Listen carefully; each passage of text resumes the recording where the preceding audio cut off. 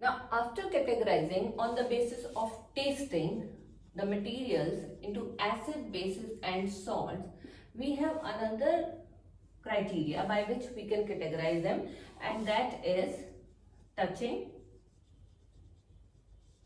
Now, touching is not at all possible every time, because as we cannot taste everything, it is not suitable for our health. Same way, we should not touch everything because that also may cause problem. So on touching, each substance will have a different kind of feel. If you touch an acid, then it will give you burning sensation. Burning means you will feel a little itching when you use more. If you are squeezing lemons for a long time, then afterwards you will find that you will feel a little burning sensation. That is because of the acid present in the lemon juice. Again, if you talk about the base, then you will notice that they will be soapy in touch. Soapy in touch, like baking soda is there, add some baking soda in water and then just touch that particular solution. You will find that it will be soapy. So that is another characteristic which help you in distinguishing between acids and bases, that acids give a burning sensation on touch, whether the acids are found in nature, and laboratory acids are not at all advised to touch. And bases, these are soapy to touch. Like bases are also found in soaps, and this is the reason we use the term soapy touch. Okay, so this is the second characteristic which help in distinguishing between acid and base. One is on the basis of tasting, that acids taste sour and bases taste bitter. And on touching, acids they give burning sensation on touching, whereas bases they give soapy on touching.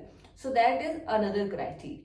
Now here I have drawn a table which is given on your next page, and this table shows the name of the substance and where that particular substance is found.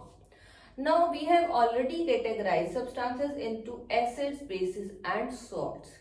After categorizing them, I have drawn this table so that it will be easy for you to understand how these acids, bases and salts are used in our daily lives.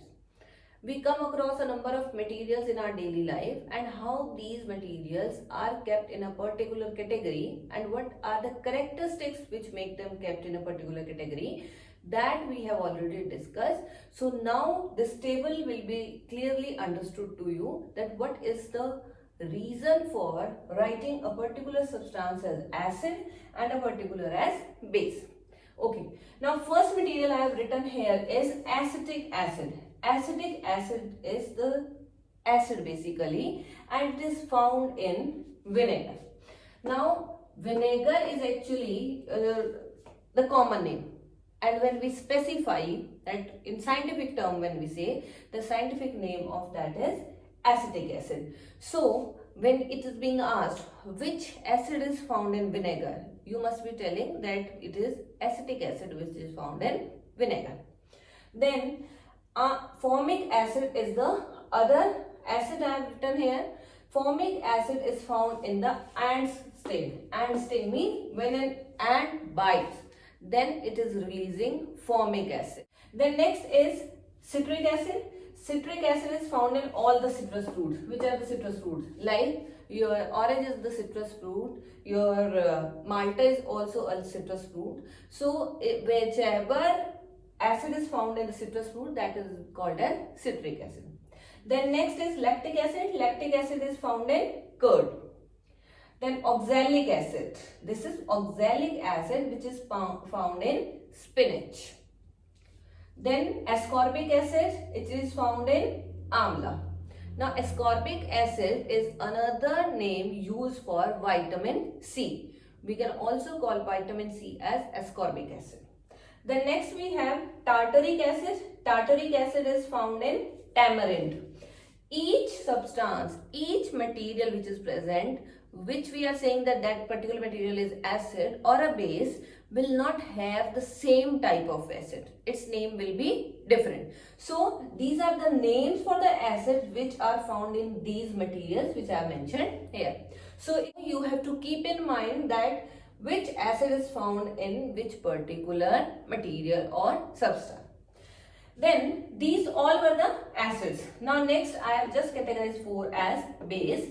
Now first base is calcium hydroxide. Now where this calcium hydroxide is found? It is found in lime water, and that we will be reading in the chapter in detail what is lime water.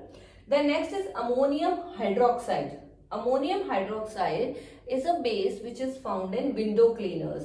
Like we are using the spray in the bottle, the blue color liquid, which we are spraying on the windows or our looking glasses, and it will make it very clean. That is actually having this ammonium hydroxide. Then next is sodium hydroxide. Sodium hydroxide is found in soaps which we use that actually contain sodium hydroxide. And next we have magnesium hydroxide. Magnesium hydroxide is actually present in milk of magnesia. So this is a table where you can easily just check it out that which particular acid or base is found in a particular substance. Like if the question is asked that tell which substance is present in lime water. So which is present? It is a base. And then you have to specify which base is present actually. That will be the calcium hydroxide. So this table is basically to give you an idea for certain substances which are actually present in everyday life and may contain either an acid or a base. But with these criteria, it is not sufficient to categorize all the acids which are present or all the bases which are present. We need to have certain other substances also or some other criteria also which will help us in deciding whether a particular substance is an acid or a base. Now first we are focusing on the differences between acids and base, and later in the chapter we will be reading about salts. Now third criteria is by using certain substances which are called as indicators. Now indicator, as the name suggests, which indicates something. Now indicators are another criteria for just classifying certain substances into whether the substance is acid or base. We have a number of indicators which are present in nature. Apart from this, we have certain indicators which are synthetic. Synthetic means which are artificially made by human beings. So we will be discussing about indicators in detail now, so that it will be easy for you to categorize whether a particular substance is acid or base.